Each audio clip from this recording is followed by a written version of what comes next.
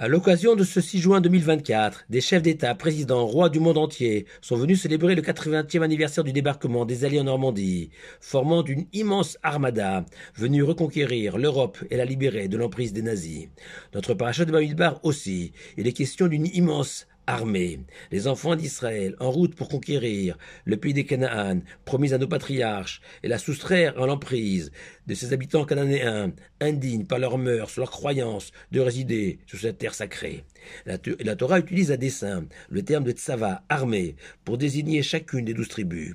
Plus encore, notre paracha raconte que les 12 tribus campaient autour du Mishkan, le tabernacle. Au nord étaient situées les tribus de Naphtali, Asher et Dan. Au sud, Gad, Shimon et Réhouven. À l'ouest, Ephraim, Menaché et Binyamin. Et enfin à l'est, direction la plus sacrée selon la tradition, Yehuda, la tribu royale. Issachar, les sages d'Israël. Et Zivouloun, les soutiens matériels de Issachar.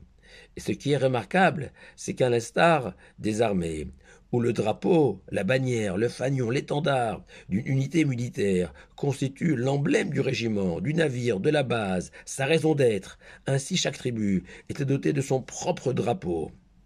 De plus, chaque groupe de 3 tribus, dans les 4 directions, était doté d'une bannière supplémentaire.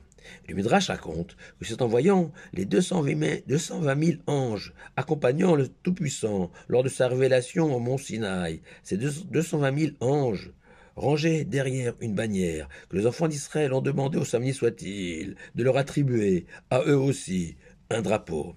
Et le Sfat Emet explique qu'il n'y a évidemment aucune commune mesure entre un homme imparfait par nature et un ange sacré, si ce n'est au niveau de l'ambition, et que les enfants d'Israël ont voulu signifier à Dieu, de la même manière que le drapeau des anges témoigne de leur unique ambition, de te servir. Nous aussi, nous aspirons, à travers cette bannière, à devenir tes serviteurs, tes ambassadeurs, voire tes collaborateurs, portant haut les couleurs de la foi, de la bonté, de l'humanité, toutes ces qualités qui manquaient cruellement aux Cananéens, toutes ces qualités avec lesquelles les enfants d'Israël prendront possession du pays des Canaan, la terre sainte par excellence.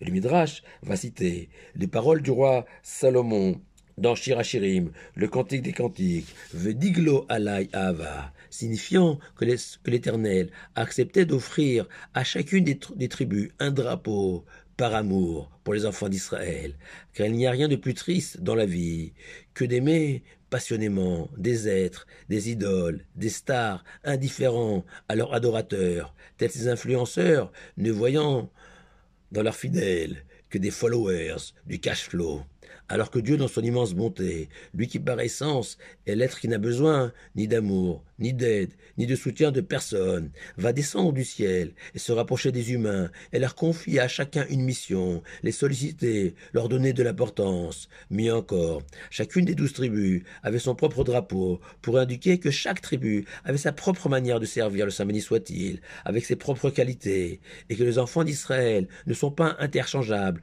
dans une uniformité désespérante, comme des ouvriers accomplissant tous la même tâche. Non, chaque juif est irremplaçable aux yeux de Dieu. Et ça s'appelle de l'amour. Montrer à l'autre qu'on n'a que lui sur terre.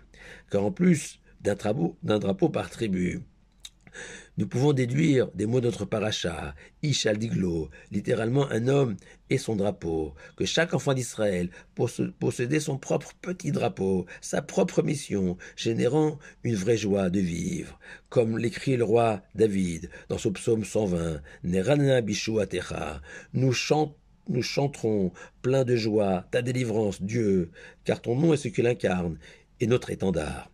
Le Midrash Tanhuma, cité par Rashi, précise que la disposition des enfants d'Israël autour du Mishkan avait été ordonnée par notre patriarche Yaakov, qui peu avant sa mort a demandé aux 12 tribus de porter sa dépouille depuis l'Égypte jusqu'au pays des Canaan.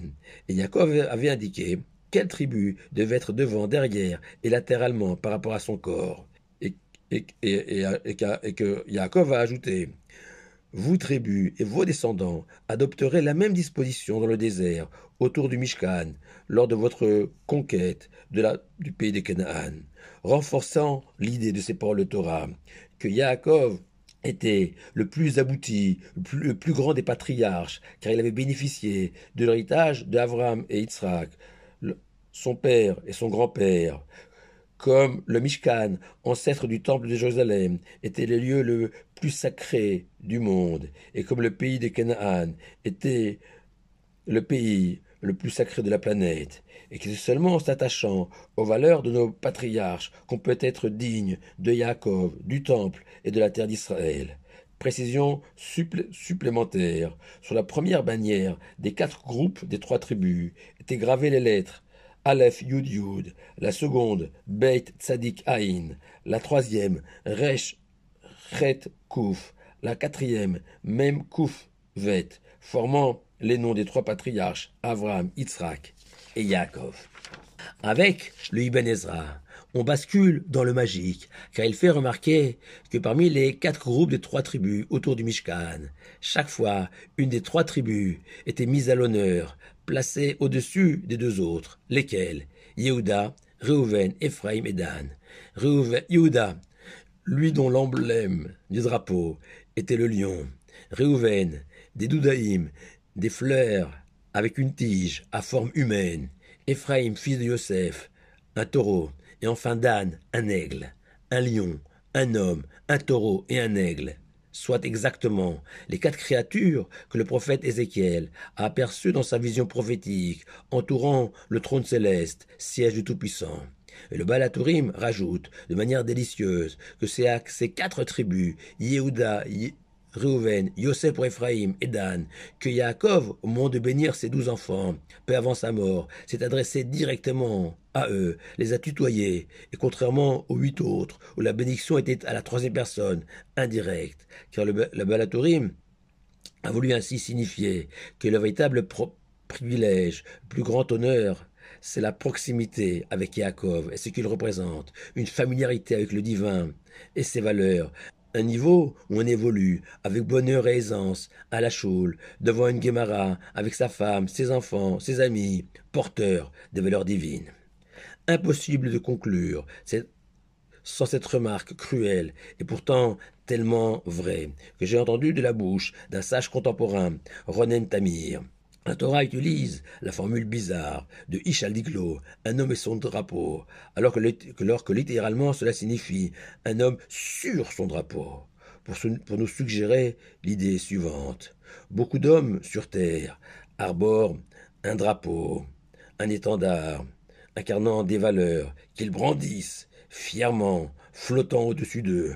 Mais malheureusement, ce drapeau n'est qu'un artifice, un faux semblant, un mensonge pour ces personnes, loin de ces valeurs dans leur vie personnelle. Non, ce que la Torah exige, c'est Ish al-Diglo, l'homme sur le drapeau, c'est-à-dire qu'on puisse reconnaître à travers l'homme lui-même, son comportement, sa manière d'être, ce qu'est son drapeau.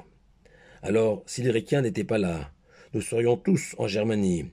Évidemment que ce chanteur populaire avait raison.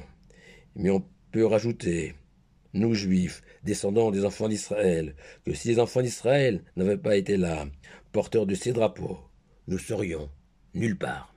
Shabbat Shalom à vous tous.